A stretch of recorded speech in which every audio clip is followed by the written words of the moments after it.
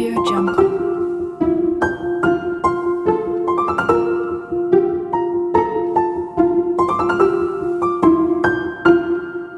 Audio Jungle.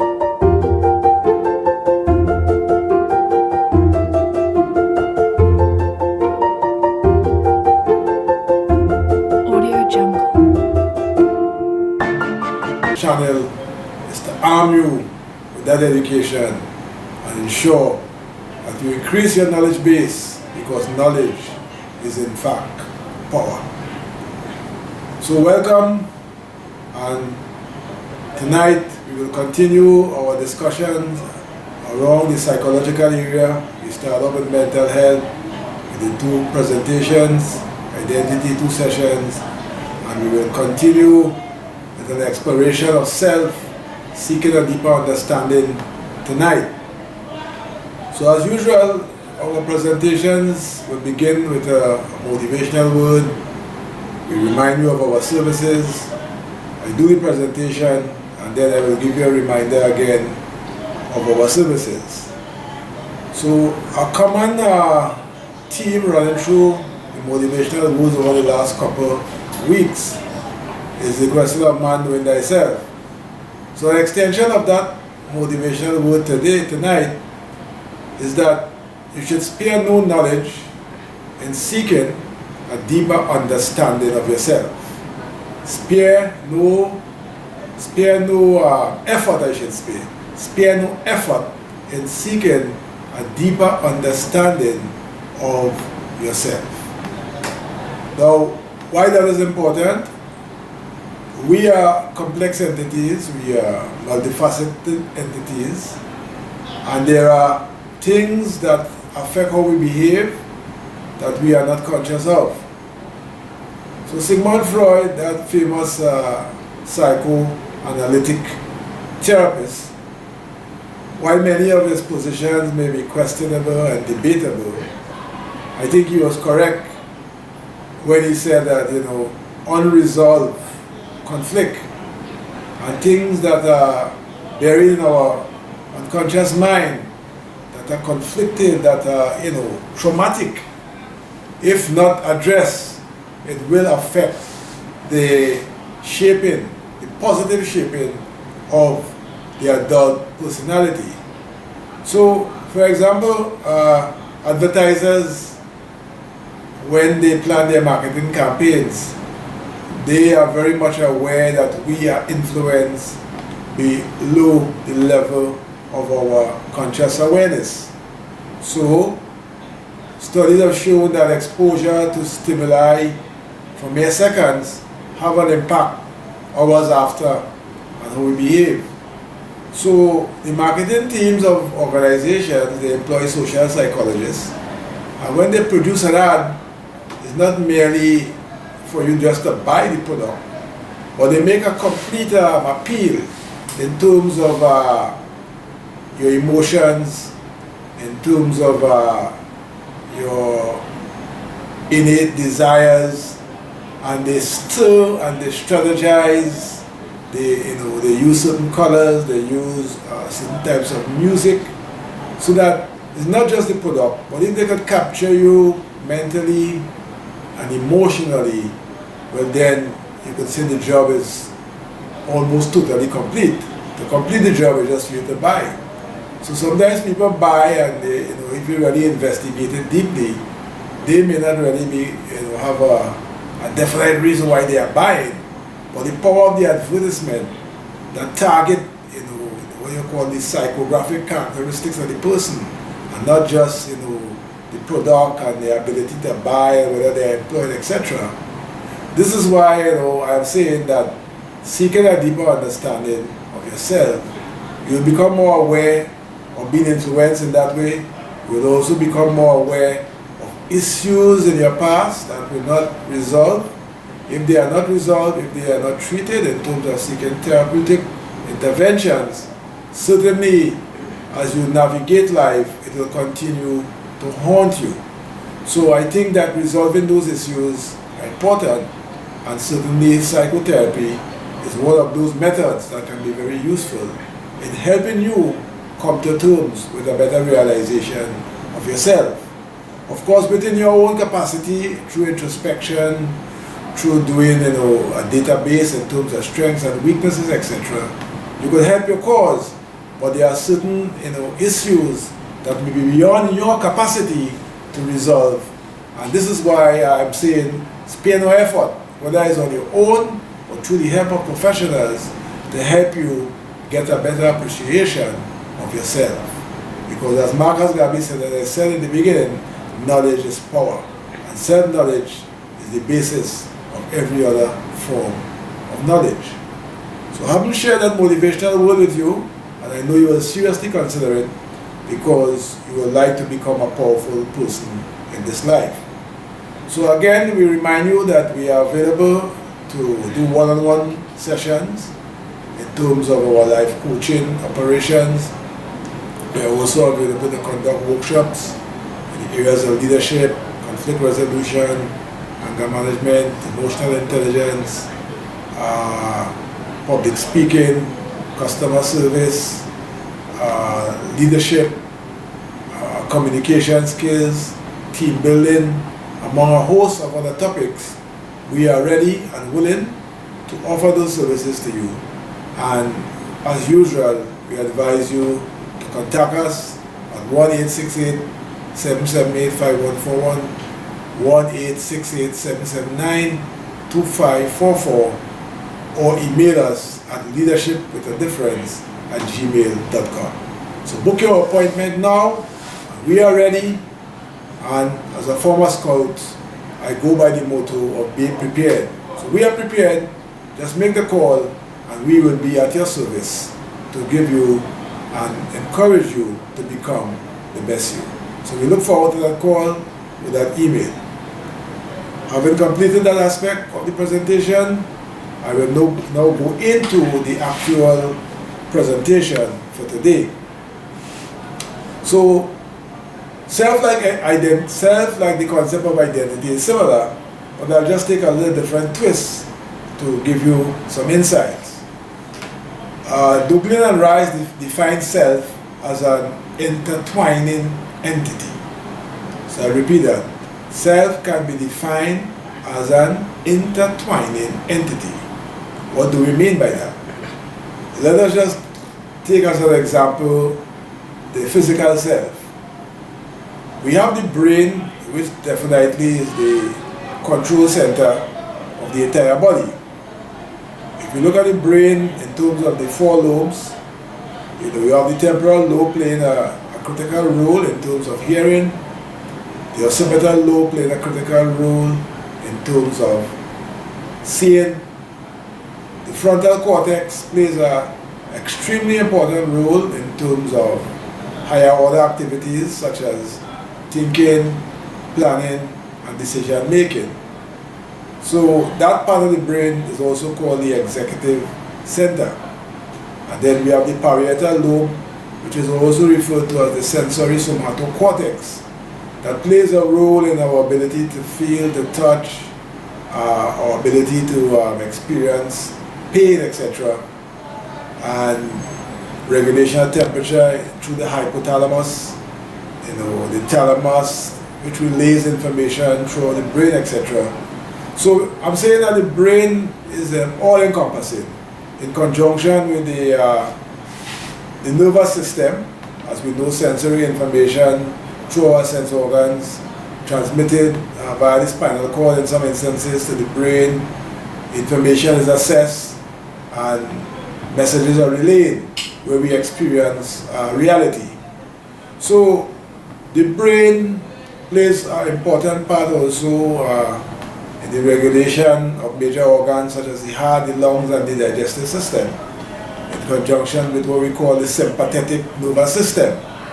And we think of other aspects of the body, hands, limbs, thighs, muscles, joints, tendons, you name it.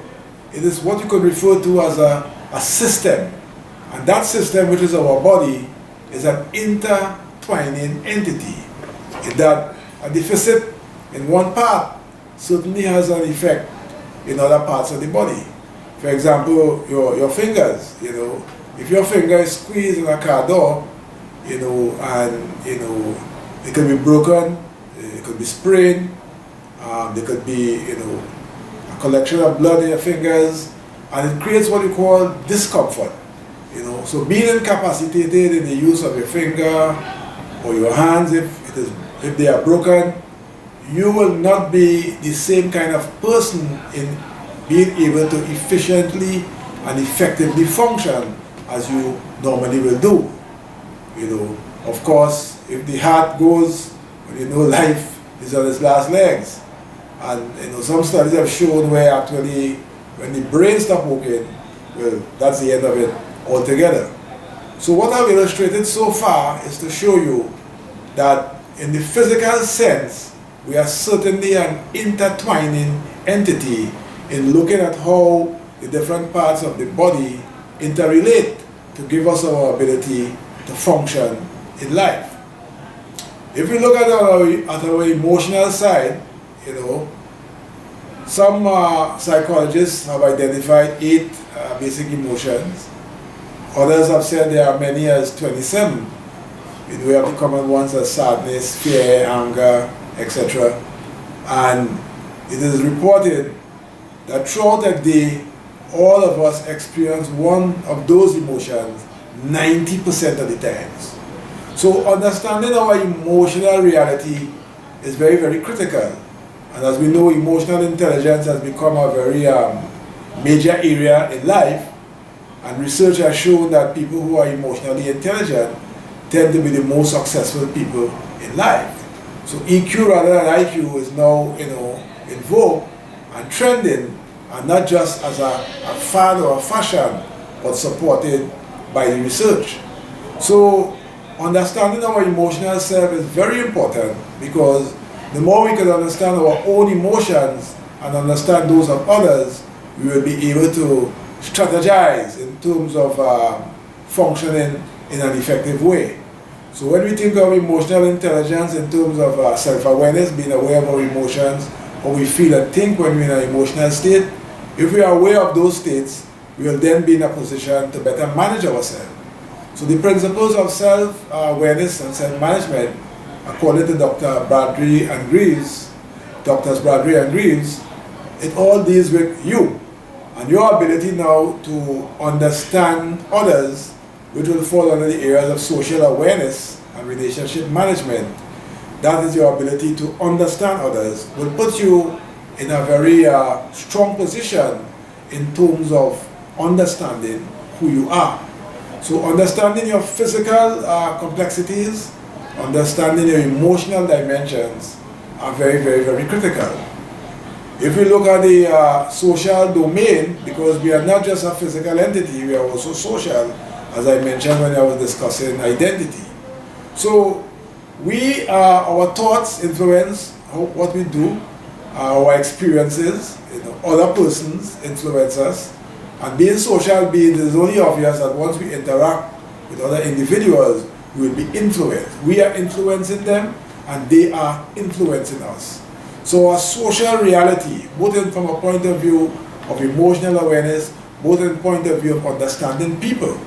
I mean, one philosopher said that people must be studied very deeply, and similarly to books. So I'm saying I concur with that position, because understanding those who you interact with will give you a sense of power, will give you a sense and an ability to know how to navigate dealing with different people.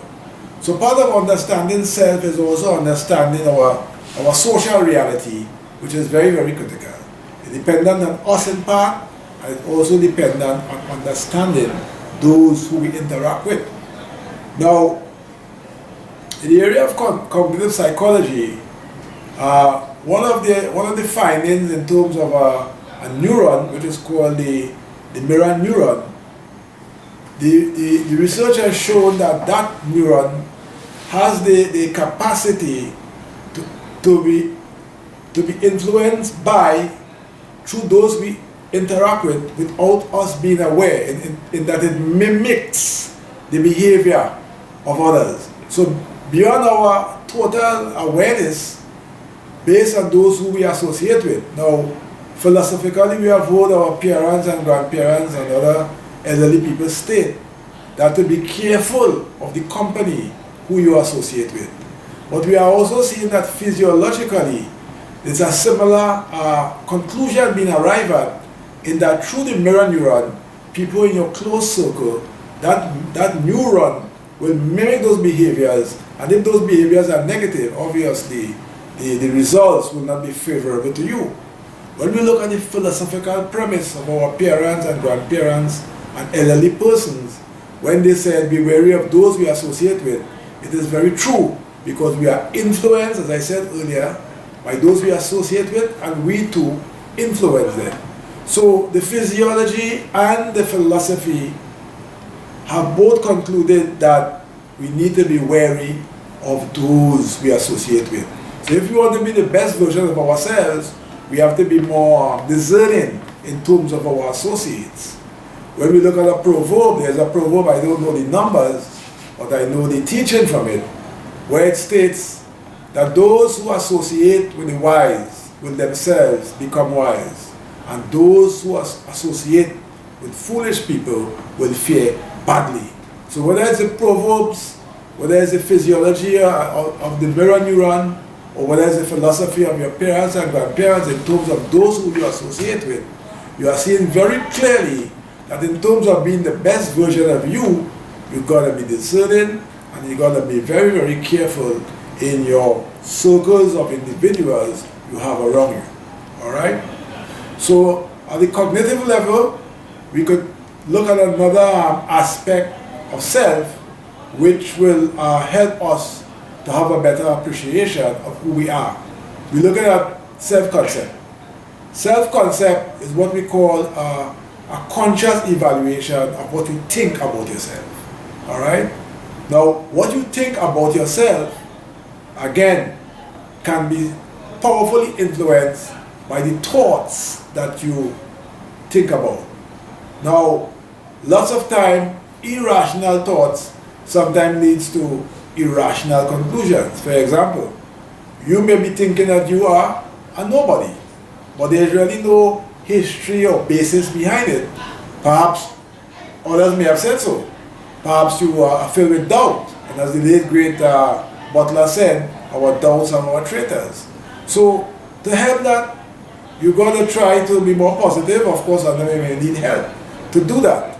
But by changing what you think could certainly lead to a change in behavior. So if you could change the premise of terms of being something positive, and then you can adopt a practice to drive home the new behavior that you have adopted, certainly your thinking about how you evaluate yourself, which is your self-concept, can certainly change. So with a positive self-concept, it can also impact what we call self-esteem, because self-esteem defined is how you view yourself. So your thinking could impact your self-concept, which is how you think about yourself, could impact how you view yourself. Negative conversation from other persons could also impact how you think about yourself. Being filled with self-doubt could also impact how you view yourself, how you feel about yourself, and how you think about yourself. So whether it's self-esteem, which is how you view yourself, whether it's self-concept, which is how you think about yourself, they are all related terminologies that we need to be clear in our minds what they are, and we need to take whatever little steps that we can take to help us become a better version of ourselves. In the area of neuro-linguistic programming, where the practice of instructing the mind in terms of the outcomes that you expect is something that we can try to practice. I remember attending a workshop about 5 years ago at the medical school at UWI, where there was the head of clinical psychology at Mona, Jamaica, I think Dr. Johnson. And she said to us at the beginning of the session, instruct your mind what you would like to achieve at the end of the session, and at the end of the session, do a comparison. And we have seen over time that people who focus in terms of a plan, in terms of a mission and a vision of what they want, and monitoring what they do, we are seeing where those individuals always have a better chance of achieving it. So what we feed the mind, and as I said at the beginning of the presentation, the brain being the control center, what we feed it, and there is a close interrelationship in terms of the body and the mind. So if given that close interrelationship, physically we can be impacted if we are diseased, and mentally if our thoughts are diseased, it could also impact us in terms of the development of disease and in terms of behaviors that are not really along the positive domain. So self-esteem, self-concept, we could play a part in terms of changing our thinking, in terms of associating with positive people, in terms of reminding yourself of the philosophy of Les Brown, when he said, do not make the negative opinions of others become your reality. Because if you instruct your mind with that kind of thinking, with that kind of thought process, certainly your reality will be nothing less but negative. But if you can change the process, I'm saying that your outcomes are likely to be along the positive pathway. I'd also like to just touch briefly on the concept of self-efficacy. Self-efficacy is the belief in your capacity to be successful in a particular domain. So if you believe that you can be successful in a particular domain, it means to say that your self-confidence, right, is high. And if your self-confidence is high, you can see where your self-esteem may be a factor that talking about high self-esteem. But if you view yourself as a worthy human being, and of course as children of God we are all worthy, it's a question about understanding where our talents lie and understanding where our shortcomings lie and working on ourselves to become the best version of ourselves. So your self-esteem will impact your self-confidence, whether it's high or low. Your self-image. If you view yourself in a positive way, you will speak well. You will walk with authority, not arrogance. You will dress well. You will engage in physical exercise to keep yourself in a good mental and physical state. Alright? So whether it's self-esteem, whether it's self-concept or self-efficacy, they are all interrelated. Because if you think of yourself in a positive way, it means to say your self-efficacy, which is your belief in your capacity to succeed in the domain, will also be high. So the theme of this presentation was delving into self-seeking a deeper understanding. And I trust that the definition of the terms are now clearer to you. I repeat, self-esteem, how you view yourself, your self-concept, that conscious cognitive evaluation of yourself, meaning how you think about yourself, your self-efficacy, meaning your belief in your ability to succeed, the question of self-concept and self-image, all are intertwined. And at the beginning of the presentation, I define self as an intertwining entity. And if you think of the associated concepts around self, we are seeing that they are all intertwined. If you think, as I illustrated at the beginning, the example of our bodies, whether it's the physical body, whether it's the social domain, whether it's our emotional state or cognitive domain, there is that interrelationship straddling all. For example, in the earlier times in studying intelligence, the psychologists focus a lot on just the brain and the capacity of the brain. But later research showed that there is a triad between cognition, emotion, and motivation. Again, that interlinking, because if you are motivated, it could encourage you to be positive in your thoughts.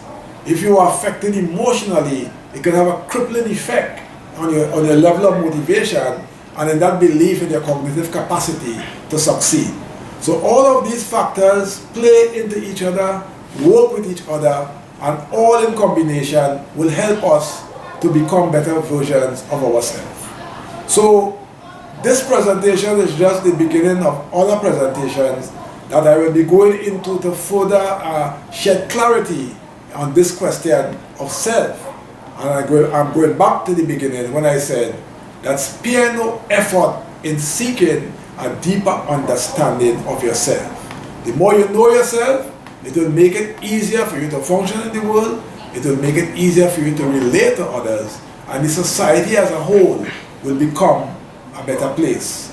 So whether it's race relations, whether it's social relations as a whole, whatever you could think about, it will all help in creating a society that is more informed.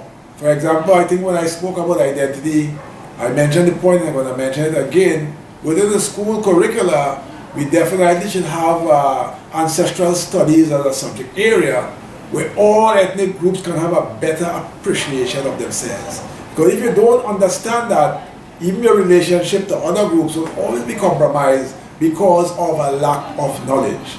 And when knowledge is lacking, conflict and confusion obviously are likely outcomes.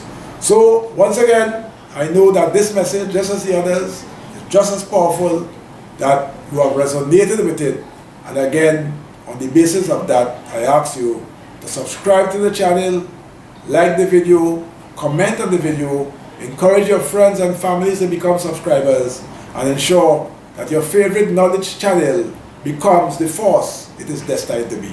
So thanks for your support, thanks for listening, and spread the word, spread the message, and stay tuned for another presentation.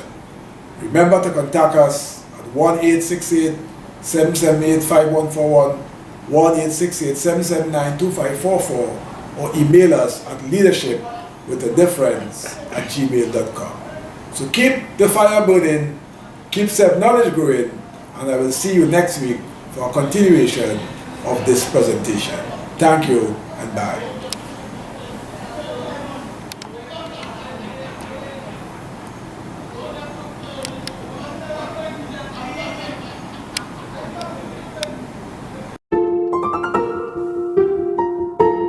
Audio Jungle.